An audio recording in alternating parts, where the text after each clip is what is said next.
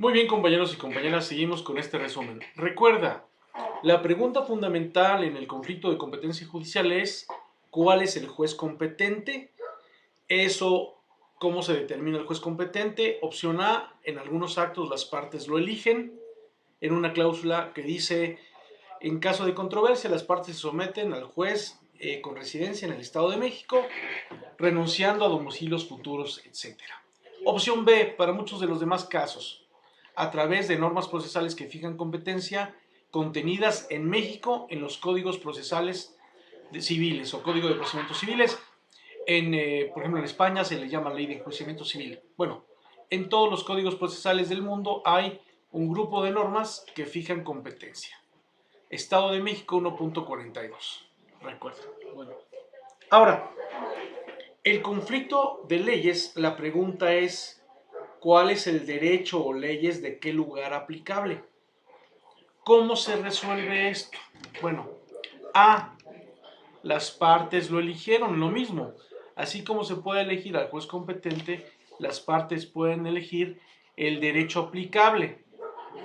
En una cláusula, generalmente es la misma, jurisdicción y competencia, dicen, en caso de controversia, nos sometemos al juez del Estado de México y será aplicable para resolver la controversia las leyes del Estado de México, o de Japón, o de Brasil, o de Chihuahua, dependiendo el caso, puntos de contacto y conveniencia de los clientes. Por cierto, importante, si tú te atreves a hacer un contrato que tenga señalado esto, nos va a ahorrar muchos dolores de cabeza. Bueno, entonces, pero cuando no se señala, la respuesta se da a través de las preciosas normas de conflicto. Así como la norma procesal que fija competencia me va a remitir para ciertos casos, alimentos, divorcio, acciones reales, al juez de un lugar, las normas de conflicto me van a remitir no al juez de un lugar. Las normas de conflicto de leyes me van a remitir en algunas circunstancias, no sé, acciones reales de inmueble, cuestiones del estado civil, me van a remitir al derecho o leyes de un lugar. Bueno, entonces, ¿cómo se eligen qué normas de conflicto vamos a cuáles vamos a acudir para resolver qué ley será aplicable? Bueno, lo primero que te quiero que decir, las normas de conflicto son un grupo de normas que se encuentran en los códigos civiles, al menos en México, de las 32 entidades de la República, más el Código Civil Federal, para asuntos federales. Entonces, ¿dónde busca las normas de conflicto? Solamente en el Código Civil. ¿Y cómo encontrarlas? Pues son normas que me dicen cuál será la ley aplicable para ciertos casos. Bueno, entonces, primero entonces tienes que buscarlas en el Código Civil. Ahora, ¿pero qué Código Civil? ¿El de Chihuahua, el de Tampico, el de Japón? ¿Cuál? Bueno, aquí sí, bien importante, compañeros y compañeras. Ya elegimos al juez competente. El juez competente no va a elegir las normas de conflicto, si es del Estado de México, las normas de conflicto de ley de Chihuahua, del Código Civil de Chihuahua. Aquí sí, por eso es bien importante. Si el juez competente es el de México, Estado de México, él acudirá a su propio Código Civil del Estado de México para verificar las normas de conflicto y ellas le indicarán, y esto sí puede ser, que las leyes serán aplicables las del Estado de México para resolver la controversia. O bien le pueden decir, no, son las leyes de donde se celebró el acto jurídico y esas leyes, ¿qué tal si se celebró en España? Serán las leyes españolas. Depende de la litis, el litigio, la controversia, dónde recae. Entonces, recuerda, ya elegimos el juez competente con normas procesales que fijan competencia de los códigos de procedimientos civiles de los estados, al menos en México. Ahora, para elegir las normas de conflicto, simplemente tenemos que ver qué juez competente, de qué entidades tendrá que elegir sus normas de conflicto propias, locales. Vamos al caso 1. Marta, Jaime Español, contraen matrimonio religioso en España, viven en México y en México, él en Jalisco, y se va a demandar la pensión alimenticia. Acuérdate que en ese caso el 1.42, fracción 13, nos decía que pues, era el juez del Estado de México. Por lo tanto, ¿a qué normas de conflicto tendremos que ir? Pues a las normas de conflicto contenidas en el Código Civil del Estado de México. Bueno, entonces, las normas de conflicto en el Estado de México no son muchas, se encuentran en el artículo 1.9, 1.10, 1.11 y 1.12. El 1.9 nos dice, personas sometidas a las leyes del Estado.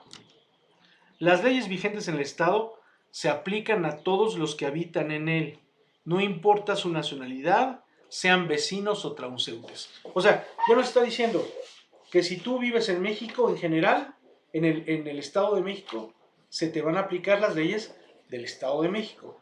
Y también si pasas por él o eres transeúnte, no importa tu nacionalidad, tú al estar en el Estado de México te aplicarán en general las leyes del Estado de México.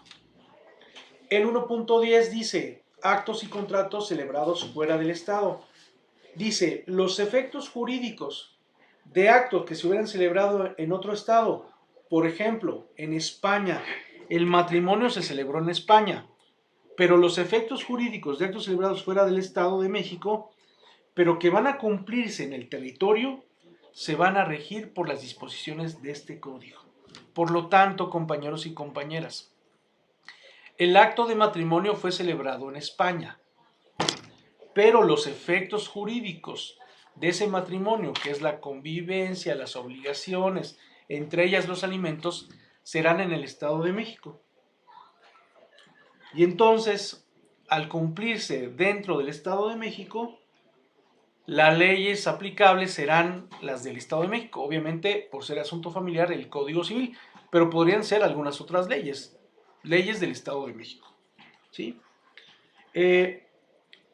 Entonces, compañeros y compañeras, la norma procesal que fija competencia me remitió a un juez del Estado de México. El juez del Estado de México consultó sus normas de conflicto que resuelven cuál es la ley o derecho aplicable. El derecho de qué lugar, de qué país, de qué entidad. Fuimos al Código Civil del Estado de México, artículo 1.10, y nos dice, los efectos, consecuencias de los actos jurídicos celebrados fuera, matrimonio en España, pero que tienen que cumplirse dentro del territorio del Estado de México, se rigen por las disposiciones del Código Civil del Estado de México. Bueno, así que para el caso 1, juez competente del Estado de México, ley aplicable a la controversia, las del Estado de México, Código Civil. Ahora, hay que distinguir. La norma de conflicto no me dice qué se entiende por alimentos, cuáles son los alimentos, hasta qué tanto le podemos dar alimentos a la señora Marta. No, la norma de conflicto nada más, su único objetivo es remitirme a una norma, que esa norma, sí, esa norma va a resolver el asunto. Es decir, que el artículo 1.10 del Código Civil del Estado de México lo único que hace es decirme, vas a aplicar para casos como este el Código Civil del Estado de México. Y ya, aplícalo. Ya verás si es un asunto de alimentos, un asunto de otra cuestión, resuélvelo conforme a este código, ¿no? Que comprende los alimentos. Bien pudiera ser que el código nos hubiera remitido no al Código Civil del Estado de México, sino esta norma de conflicto nos hubiera remitido a la España. Entonces el juez mexicano, sí es mexicano, es del Estado de México, pero si su norma de conflicto lo remite y le dice, tiene que ser la ley, vamos a suponer, de donde se celebró el acto, donde se celebró en España, el juez estaría obligado en ese caso a aplicar el Código Civil español. Por ahí el Código Federal Código Civil Federal, por eso es que nos dice que en asuntos como estos los jueces de la República, si tienen que aplicar derecho extranjero, pues lo tienen que aplicar como si fueran un juez extranjero. Cosa muy complicada, imagínense, si nos enseñan el código del Estado, muy difícil, pero así tiene que ser. por cuestión de cooperación internacional, se permite la aplicación extraterritorial de una ley extranjera. Ve qué interesante. Vamos al caso 2. Acuérdate que en el caso 2 resultó que sería competente el juez de Tlayacapan, Morelos, por ser una acción real sobre derechos reales de un inmueble, y el inmueble está en Tlayacapan, Morelos. Por lo tanto, el juez de Tlayacapan, Morelos, y nosotros tenemos que acudir al Código Civil del Estado de Morelos. En el Estado de Morelos, las normas de conflicto están del artículo 1 al 5. En el del Estado de México eran otros. Cada código tiene su grupo de normas de conflicto. Eso sí, generalmente están en los primeros 20 artículos las normas de conflicto. Bueno, entonces, tiene varios artículos. Artículo 1 dice, ámbito espacial de aplicación. Las disposiciones de este Código Civil del Estado de Morelos rigen los asuntos de orden civil en el Estado de Morelos. Es lógico. Artículo 2. Efectos de los actos que son ejecutados en Morelos. Los efectos de los actos y contratos ejecutados fuera de Morelos, pero que deben de ser ejecutados, celebrados fuera del Estado de Morelos, pero que tienen que ser ejecutados en Morelos, se regirán por las disposiciones de este código. Ok, ese es parecido al anterior 1.10 del Estado de México, pero vamos a tratar de encontrar si encontramos un artículo más adecuado, porque acuérdate que hablamos de acciones sobre derechos reales, ¿no? Dice el artículo 3, la condición jurídica de los bienes ubicados en el Estado de Morelos. Los bienes inmuebles ubicados en el Estado de Morelos y los bienes muebles que en él se encuentren se regirán por las disposiciones de este código, aun cuando los dueños no sean mexicanos, ni morelenses, ni vecinos del Estado. Ahí está. Encontramos una norma de conflicto más adecuado al caso de derecho real sobre un inmueble ubicado en Morelos. Por lo tanto, el artículo 3 del Código Civil del Estado de Morelos nos está diciendo, si se trata de cuestiones de bien inmueble que se ubique en Morelos, se aplica el Código Civil del Estado de Morelos, punto. Así que, en resumen, juez competente de Morelos, Código Civil de Morelos para resolver lo de el arrendamiento y el pago, y si hay pago y si hay daños y perjuicios o no hay daños, bueno, eso ya se verá, son cuestiones de fondo. El artículo 3 simplemente es una norma cuya función de vida es decirme, en este caso de inmuebles se aplica el Código de Morelos, porque están situados aquí. ¿Sí? Bueno. Y vamos al último caso. Recuerda que en el último caso habíamos dicho que la interpretación era pues, que tenía que ser el Código Civil del Estado de México. Por la fracción tercera del artículo 1.42, por ser una acción personal de dar, hacer un pago, está un contrato de prestación de servicios profesionales. Aunque es sobre un inmueble, pero no es una acción real del inmueble. No es uso, habitación, propiedad, servidumbre. Es un derecho personal, una acción real. Bueno, aquí igual, el juez del Estado de México tiene que acudir a su Código Civil del Estado de México para ver cuál va a ser la ley aplicable o las leyes aplicables. Bueno, dice el artículo 1.9. Bueno, ya vimos el 1.9, el 1.10, que nos dice, los efectos de los actos jurídicos celebrados fuera del Estado, por ejemplo, este contrato se celebró en Argentina, pero que tienen que ejecutarse dentro del territorio del Estado de México, se rigen por las disposiciones del Estado de México. Ojo, si te das cuenta por los puntos de contacto, lo del pago va a ser en Argentina y otro pago en Estados Unidos.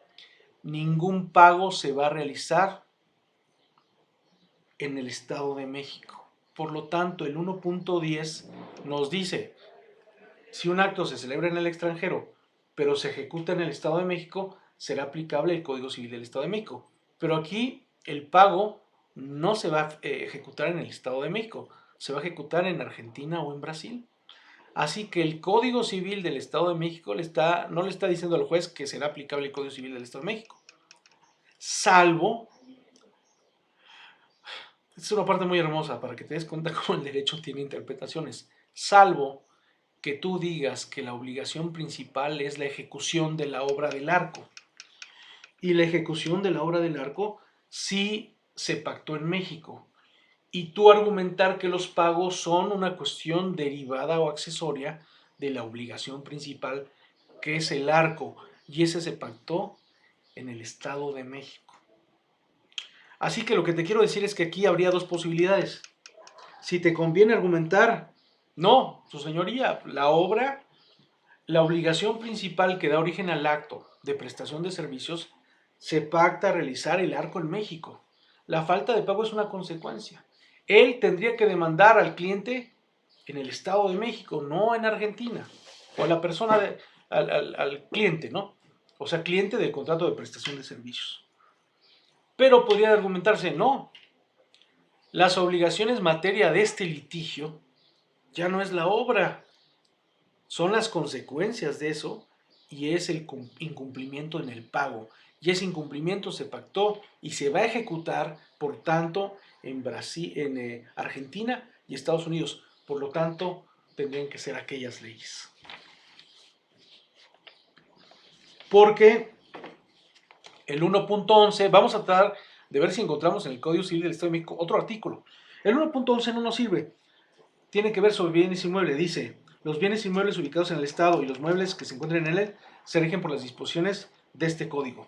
El 1.11 del Estado de México, muy similar al 5 del Código Civil del Estado de Morelos. Y el 1.12 dice que la forma de los actos jurídicos se rigen por las leyes del lugar donde se celebren. Pero aquí el problema no es de forma.